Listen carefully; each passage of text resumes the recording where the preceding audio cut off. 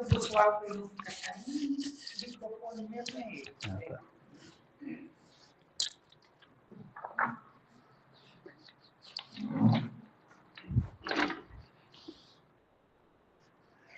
Então, boa noite. Boa noite. Minhas irmãs, meus irmãos que nos acompanham aqui presencialmente, o pessoal que nos acompanha à distância e que vai nos acompanhar posteriormente, né, que vai assistir a palestra em outro momento, fica aqui os nossos cumprimentos. Já o agradecimento pelo convite da casa é uma honra, primeiro, uma responsabilidade, um compromisso imenso de falar de Jesus, mas principalmente uma honra. Nós que ainda estamos aqui, muitas vezes nós nos consideramos crianças espirituais, a gente ainda está na fase de crescimento, vamos assim dizer, mas a gente tem a oportunidade de vir e repetir esses ensinamentos. No primeiro momento, na fala ainda, a gente vem falar os ensinamentos dos escritos, mas a doutrina espírita nos dá um farol, nos amplia a nossa visão, para que nós possamos pegar estes ensinos, essa lei que está escrita, e colocá-la em prática, trazer Cristo para o nosso dia a dia. Costumo sempre dizer, ao início das preleções, das palestras, né, tirar Cristo do altar, que, claro, é um local de respeito, um local onde a gente admira, é um local onde a realeza realmente merece estar ali representada, mas o grande objetivo do mestre veio ser o nosso guia e modelo, veio nos mostrar como funciona a prática dessa vivência, e é o que a doutrina espírita, na figura do Consolador Prometido, se propõe a trazer no movimento que nós chamamos aí atualmente de Evangelho, de Cristo redivivo, que é o Cristo ressuscitado, é trazer Cristo para o nosso dia a dia. E como já foi dito aqui no início, né, nós acabamos de sair aí da Semana Santa, nós cristãos aí na teologia clássica, nós que celebramos este momento, né, que é ali primeiro a entrada triunfal de Jesus em Jerusalém. A dona Vilma, inclusive, lembrou daquele momento, né, daquela imagem que está para sempre gravada, né, no nosso imaginário, nos nossos corações, de Jesus chegando em cima, montado em um burrinho, ali sendo aclamado pela população que estava ali recebendo o mestre, o rei, vamos assim dizer. Isso, inclusive, constrói o motivo que foi a acusação dele. Ele ali tão aclamado, ele depois é morto e crucificado e posteriormente aí acaba desencarnando como um rei. E essa realeza, como foi dito aqui, seria a realeza terrestre. Como o capítulo nos fala, o meu reino não é deste mundo, o Evangelho segundo o Espiritismo, que seria aí uma abordagem do Novo Testamento, vai pincelando trechos do Novo Testamento, alguns do Antigo Testamento também, mas num aspecto moral. Ele não segue uma ordem cronológica, ele não segue uma ordem dos evangelhos, vamos assim dizer. Vem trazendo o aspecto moral da vivência de Jesus. Vem trazer aqueles dois ensinamentos básicos que o Mestre nos trouxe há 2000 anos: amor e imortalidade. É esse o principal aspecto do Evangelho segundo o Espiritismo e da doutrina espírita. Então a gente começa a obra, como já deve ter sido trabalhado aqui, estudado, dizendo que o mestre não veio destruir a lei, como ele disse lá há 2 milênios na vinda dele, e a doutrina espírita também não vem destruir aquilo que a gente já conhece, não vem derrubar por terra, vamos assim dizer. Vem fazer com que nós cumpramos a lei divina. E aí, já aqui no capítulo 2, né, meu reino não é deste mundo, é quando o mestre vem, a vinda de Jesus, a vinda do Messias, vem anunciar esse reino, o reino de Deus. É claro que hoje em dia, para nós, falarmos de realeza, falarmos de rei, as poucas realezas, as poucas monarquias que ainda existem na Terra, a maioria delas, né, quase todas, é mais no aspecto simbólico, é mais no aspecto, foge já do aspecto político, é ali mais o simbolismo de trazer a realeza, a monarquia. Lá no final do século XVIII, quando a gente tem ali a codificação da doutrina espírita, ali por Allan Kardec, depois já entra no século XIX, a gente ainda tinha as monarquias, então ainda fazia sentido também falar sobre a realeza, sobre os reis terrenos. Mas e há 2000 anos? E lá na Palestina da vinda de Jesus? Quão grande, quão revolucionário seria vir e falar sobre uma realeza, falar sobre um rei? Antes disso, a vinda de Moisés. Quando Moisés, um médium nato, vamos assim dizer, que vai e traz ali o decálogo, os 10 mandamentos que nós trazemos até hoje, esse decálogo que se transforma em 613 mandamentos, a Torá, que é todo um código civil. Então Moisés age ali como médium, como profeta e também como um legislador. Ele traz a sua palavra para que ele pudesse organizar o povo hebreu, ainda ali escravizado lá no Egito, organiza esse povo e faz a travessia até o povo chegar nas terras ali, vamos dizer, da Palestina. Naquele momento, Moisés trouxe os principais mandamentos, os ensinamentos que nós carregamos até hoje, mas ele precisava organizar aquela sociedade. Jesus veio naquele seio, nasceu no seio judaico, no seio hebreu, justamente por eles crerem no Deus único, crerem nessa única divindade. Naquele momento, Moisés, para fazer com que fosse prático para o povo, ainda com rudimentos de civilização, de urbanidade, Moisés precisou construir essa figura do Deus punitivo, do Deus vingador, do Deus belicoso, do Deus da guerra que o povo hebreu depois vem carregando. Só que a gente sabe, a gente vê na história que o povo hebreu vive buscando, caminha buscando a terra prometida. Considerados ali o povo eleito, eles caminham buscando aquilo que era deles por direito, um direito divino, um direito sagrado. Só que até a vinda de Jesus, e obviamente após, a gente vê o povo hebreu sempre massacrado, sempre escravizado por um reino terreno. A vinda de Jesus era o Império Romano, mas antes disso houveram vários reinos. Então havia essa promessa da vinda do Messias, só que o que mais incomodava era a escravidão, aquelas pessoas escravizadas pelo poder material.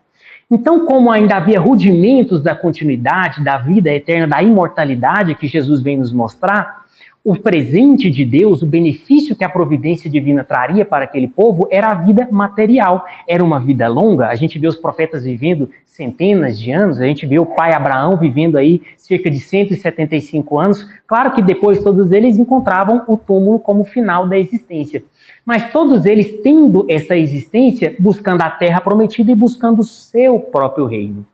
E o povo hebreu ainda tinha uma ideia, vamos dizer, um tanto quanto confusa, um tanto quanto ao modo de enxergar deles da época desse Messias. Como seria esse Messias? Como seria o enviado de Deus? E a gente vê nas diversas escrituras, a gente vê nas profecias, que viria como um rei, que viria da linhagem da casa de Davi. Então seria realmente, obviamente, um rei material. Viria carregado, transportado em um carro de fogo nos céus, precedidos pelos anjos, onde após a chegada dele haveria um tremor de terra, um terremoto, vamos assim dizer, e haveria fome em todos os outros povos do mundo, menos no povo hebreu, menos no povo escolhido. Então tinha ainda essa ideia de que a terra seria um reino concep, vamos assim dizer, era um espaço de terra. E convenhamos que muitos de nós, na nossa caminhada até hoje, buscamos esse reino material, esse reino aqui na Terra.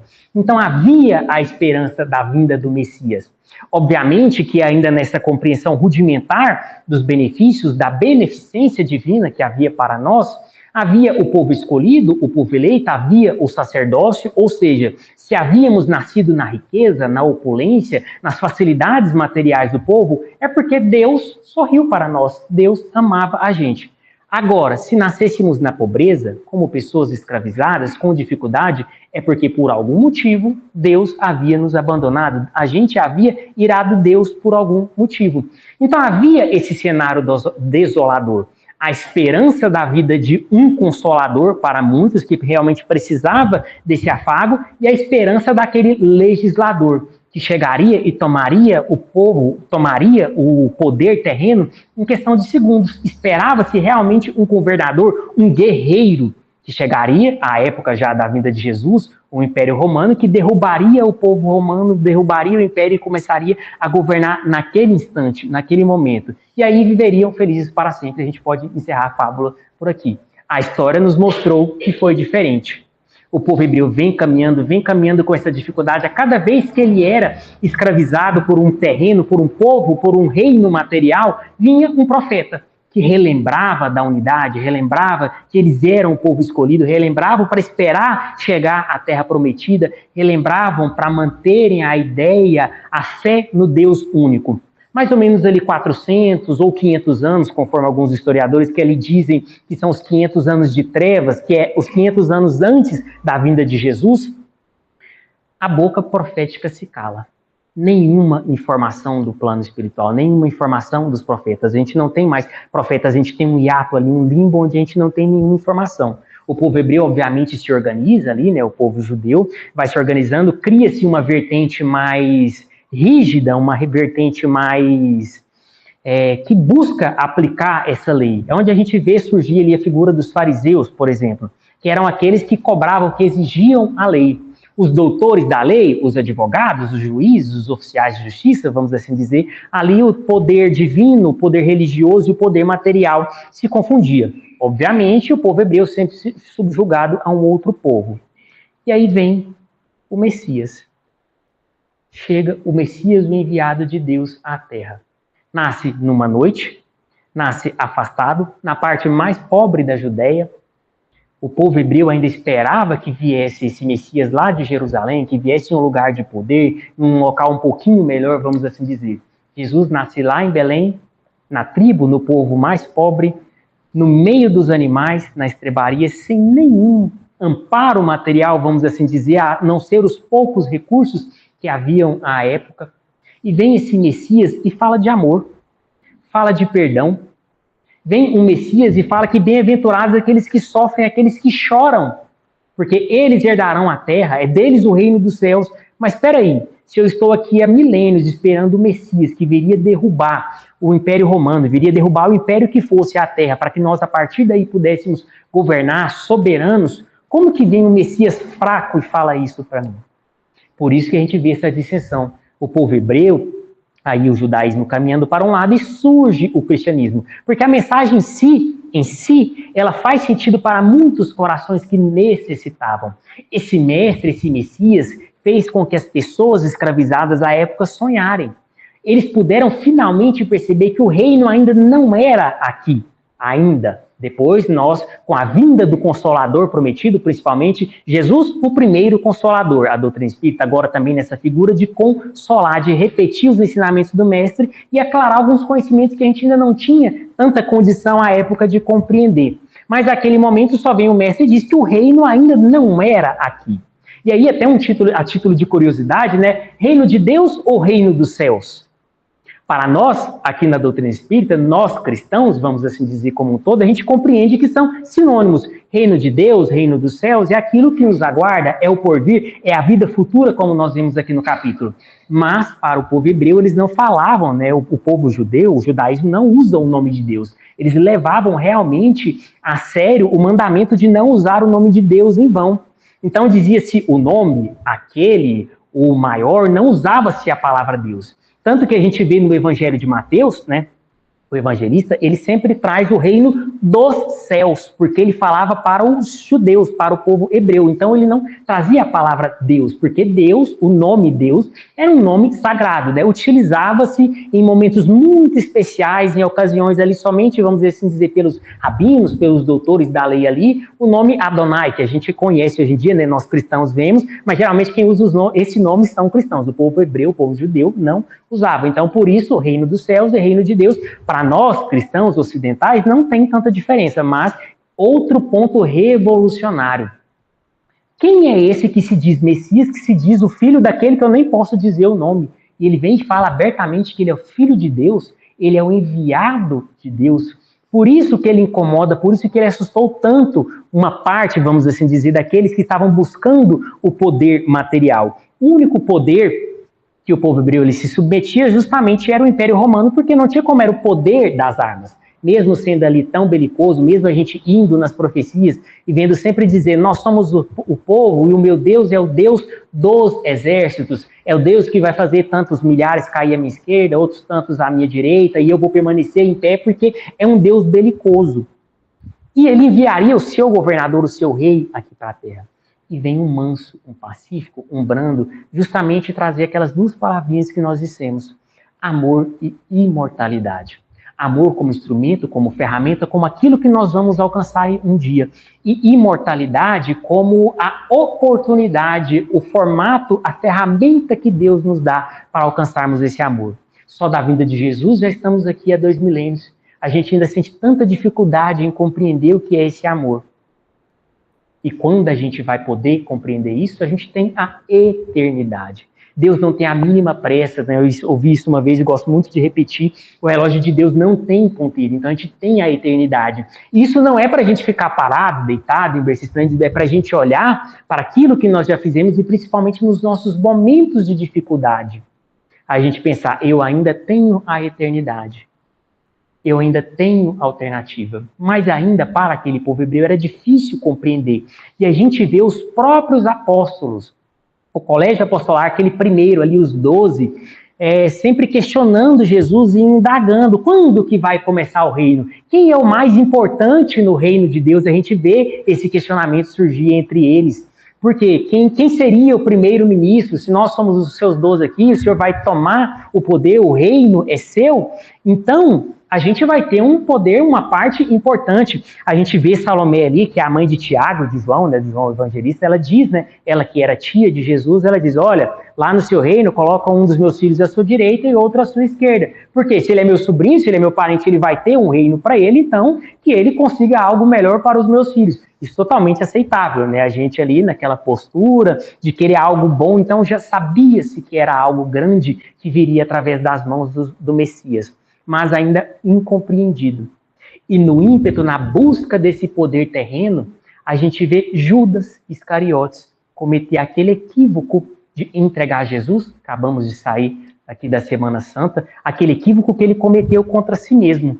A traição que nós o dissemos, né, que a gente traz aqui tradicionalmente, a gente repetindo essa traição de Jesus, nada mais do que foi, a gente vê isso expresso muito bem lá na obra Boa Nova, né, que é a psicografia de Chico Xavier, o espírito Humberto de Campos, onde a gente vê que Judas, ele quer, vamos assim dizer, dar um empurrãozinho nesse reino de Deus, para que o reino de Deus fosse estabelecido. Ele vai lá e entrega Jesus ali pelas 30 moedas, que foi a forma que ele conseguiu se aproximar ali do reino, do poder terreno. Ele entregaria Jesus, e assim que Jesus fosse preso, ele derrubaria todo o Império Romano, e a partir dali começaria o reino.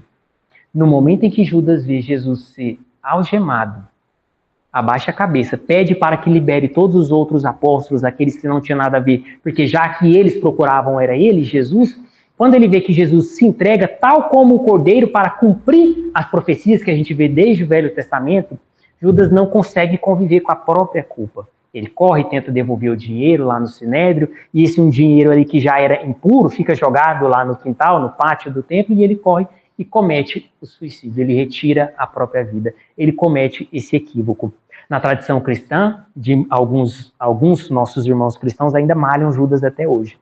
E a gente tem um olhar muito carinhoso e amoroso para Judas aqui na doutrina espírita, porque a gente percebe que ele cometeu um equívoco contra a humanidade, contra o povo da terra, que já estava nas profecias que realmente isso aconteceria, que o Messias seria crucificado, que jogariam sorte sobre as vestes dele ali aos pés da cruz. Então já existia essa profecia, ele veio para cumprir as profecias. Ou será que Judas traiu a si mesmo? A gente vê que ele traiu a si mesmo. Jesus, após o seu desencarne, a sua passagem vai ter esse atendimento, e a gente tem obras, passagens mediúnicas belíssimas falando que Judas já se recompôs, ele já reviu o seu equívoco. E nós ainda estamos aqui há 2 milênios revendo os nossos equívocos também. Por isso que a gente consegue ter um olhar diferente para ele. Se fosse eu no lugar dele, será que eu não faria diferente? Olha, se eu sei que o reino está perto e eu posso fazer alguma coisa, eu vou usar as minhas mãos. Ele foi mais genioso, ainda muito apegado ao reino terreno. Um pensamento ainda compreensível para o povo hebreu que esperava o governador dessa forma. Aqui na doutrina espírita aprendemos que Jesus é esse governador, mas o governador do orbe, ele que está aqui há 4 bilhões e meio de anos que a Terra existe, ele está aqui nos acompanhando, ele está aqui preparando tudo para que nós possamos chegar a essa perfeição relativa que é a perfeição de Deus. Mas, na nossa dificuldade, na nossa incompreensão que teríamos, e que sim, ainda temos, a gente sabe, a gente reconhece a nossa pequenez, ele viria pessoalmente na figura de Consolador, e lá no sermão do cenáculo, que já é às vésperas da prisão de Jesus, ele diz que ele mandaria um outro Consolador, que nós não ficaríamos órfãos, que nós seríamos amparados, e nós estamos aí amparados até hoje.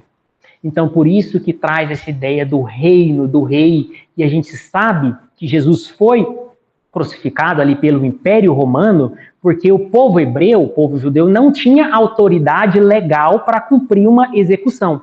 Porque o crime até então de Jesus havia sido no âmbito religioso. Ele veio e falou que ele era o Filho de Deus. Então, como que o povo hebreu levaria isso lá para o Império Romano? Que tipo de ameaça que ele faria?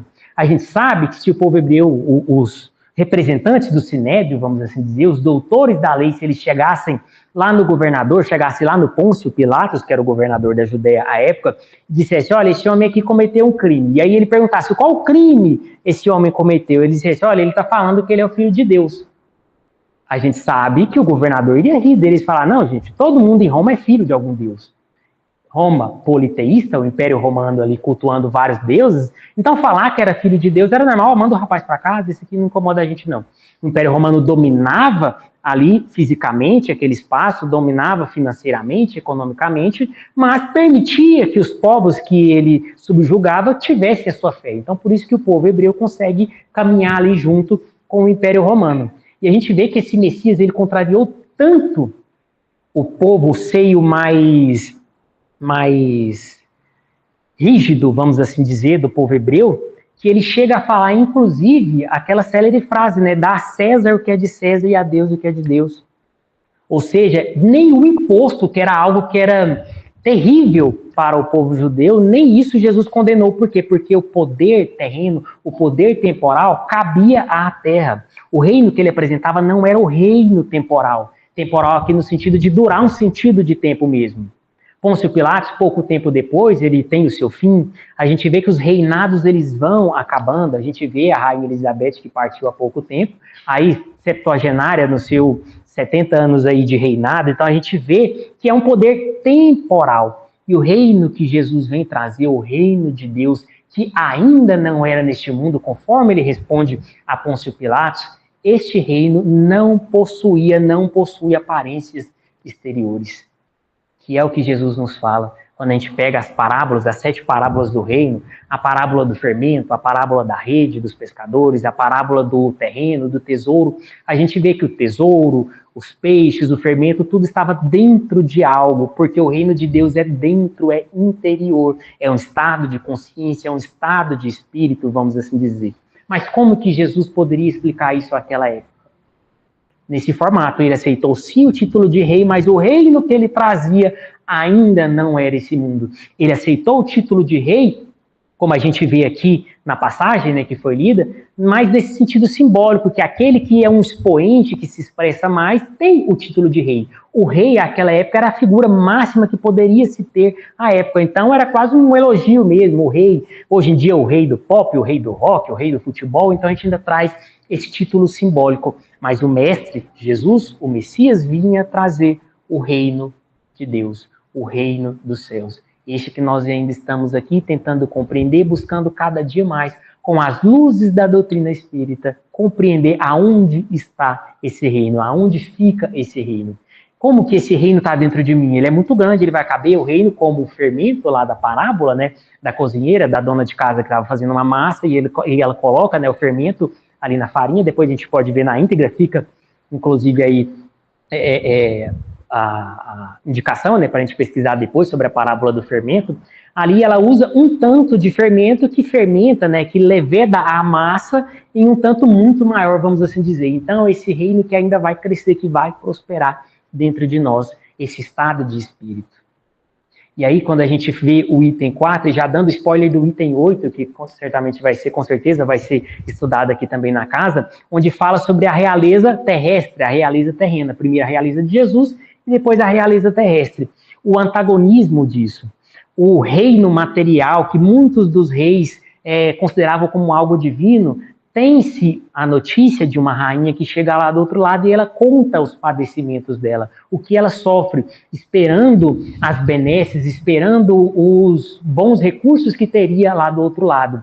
Quando a gente vai lá no capítulo 16 também, onde fala não se pode servir a Deus e a Mamon, a gente tem a parábola do mal rico, onde ele que tinha o rico, né, o rico e Lázaro, a gente pode também assim dizer essa parábola, a gente vê que o rico que tinha grandes recursos, grandes oportunidades, está em grande sofrimento, lá no plano espiritual, ou como é dito aqui em algumas traduções, no inferno. O inferno, que assim como o reino de Deus é um estado interior, vamos assim dizer, um estado de espírito, não é um lugar, não é uma zona purgatorial, a doutrina espírita vem realmente esclarecer, isso também é um estado de consciência.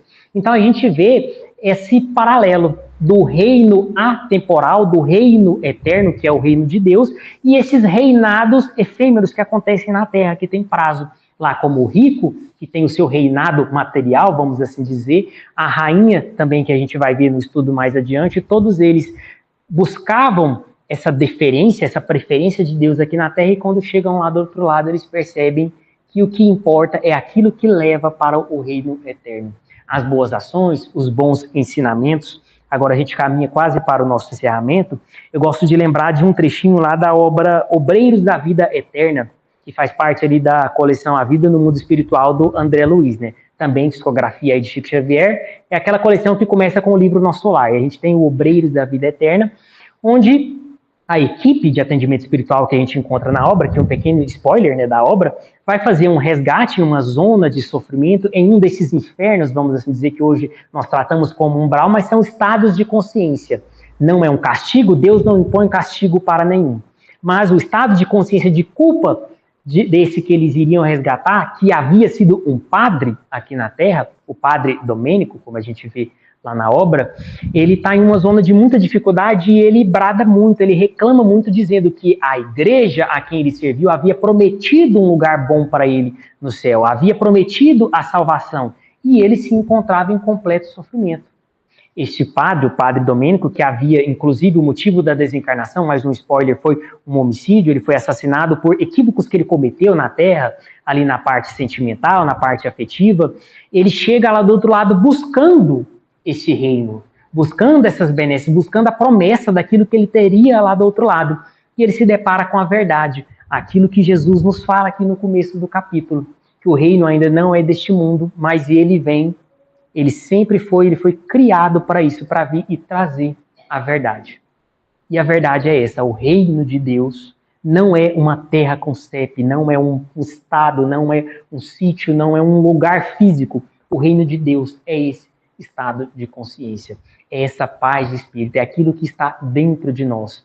Nós, enquanto criaturas imortais, que temos a imortalidade, como o mestre nos trouxe, para crescer, para aprender, a gente vai passar por várias instâncias, pelos mundos habitados que nós vemos na obra da codificação, mas independente de onde estivermos, seja aqui na Terra, inclusive, se a gente encontra esse sentimento, esse sentido de paz interior, a gente pode ter certeza que o reino de Deus já foi edificado ou já começou a ter as suas bases dentro de nós. Ou seja, o reino de Deus ainda não é aqui na matéria, no plano material, nesse plano onde a gente ainda está disputando espaço, onde a gente ainda sofre pelas coisas materiais, claro, necessárias pela nossa existência, mas a doutrina espírita, reforçando o que o Cristo vem nos mostrar, vem mudar o nosso ponto de vista, mostrar a vida futura, a continuidade da existência. As coisas boas, a matéria, a opulência, se nós o tivermos aqui na Terra, vai ficar. As dificuldades, o sofrimento, as dores, esses também ficarão. Somente o amor é eterno. A dor, o sofrimento, ela sim tem hora para acabar. Quando temos a eternidade, mas a gente já aprende que quanto mais rápido nós buscarmos nos melhorar, mais rápido a gente consegue ir edificando esse reino de Deus. Então, se a gente for utilizar a realeza, buscar aplicar essa realeza ao Mestre Jesus, que seja a esse reino que nós estamos buscando edificar dentro da gente. Para a gente fazer um outro paralelo também, como que é um estado de consciência, a gente fala muito agora, e a gente está vivendo o período de transição planetária, onde a Terra, de provas e expiações, vai passando aos poucos, gradativamente, para o mundo de regeneração. E muitos de nós, inclusive espíritas, ficamos nessa preocupação. Meu Deus, como vai ser o mundo de regeneração? Como vai ser? Eu vou amanhecer, vai estar diferente, vai mudar, vai ter um terremoto? Não. O mundo de regeneração, assim como nessa compreensão do reino de Deus, é esse estado de consciência. Quantos de nós encarnados aqui na Terra, mesmo com tanta dificuldade, com tanta pobreza material ainda, com tanta guerra, com tanto sofrimento, com tanto padecimento, já consegue encontrar essa paz interior, já consegue praticar o bem com os recursos que a providência divina deu? Se não é o dinheiro, se não é a matéria, é o tempo, é a paciência. Nós somos dotados de diversos bens divinos, nós somos filhos daquele que criou o universo, nós somos herdeiros divinos. Então a gente aprende que todos nós conseguimos servir em algo aqui na Terra.